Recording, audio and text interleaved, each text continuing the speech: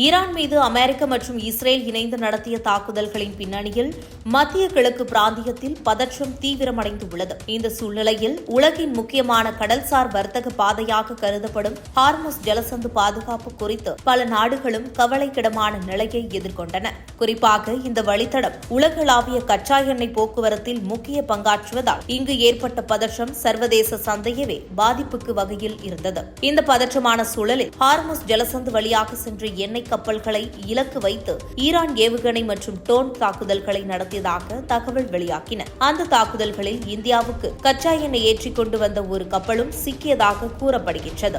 இதனால் இந்தியாவின் எரிசக்தி பாதுகாப்பு மற்றும் விநியோக சங்கிலி குறித்த அம்சங்கள் அதிகரித்தன. இந்த சூழ்நிலையை சமாளிக்க இந்தியா உடனடியாக தூதரக நடவடிக்கைகளை மேற்கொண்டது. இதன் தொடர்ச்சியாக ஹார்முஸ் ஜலசந்து வழியாக செல்லும் இந்திய கப்பல்களுக்கு பாதுகாப்பான அனுமதி வழங்க ஈரான் முன்வந்தது. அதன்படி இந்திய கப்பல்கள் வழக்கமான பாதையை பயன்படுத்தாமல் ஈரானின் லார்க் தீவை சுற்றி செல்லும் மாற்று பாதையை பின்பற்ற துவங்கிவிட்டன. இந்த பாதையில் செல்லும் பொழுது கப்பல்களின் அடையாளத்தை ஈரான் கடற்படை நேரடியாக சரிபார்க்க முடியும் என்பதால் பாதுகாப்பு அதிகரிக்கப்பட்டதாக கருதப்படுகின்றது. இந்த பாதுகாப்பு ஏற்பாடுகளின் கீழ் இந்தியாவின் மொத்தம் 22 எரிபொருள் கப்பல்கள் ஹார்முஸ் ஜலசந்தியை கடந்து வரவுள்ளதாக கடல்சார் தரவு மற்றும் உளவு நிறுவனம் லாய்ஸ்ட் லிஸ்ட் இன்டெலிஜென்ஸ் தெரிவித்துள்ளது. மேலும் முன்னதாக அங்கு நிறுத்தி வைக்கப்பட்டு இருந்த சுமார் 24 ஆயில் மற்றும் காஸ் டேங்கர் கப்பல்களின் நிலையும் தொடர்ந்து கண்காணிக்கப்பட்டு வருகின்றது. இந்த முன்னேற்றத்திற்கு முக்கிய காரணமாக இந்தியா மேற்கொண்ட உயர்மட்ட தூதரக முயற்சிகள் குறிப்பிடப்படுகின்றன. குறிப்பாக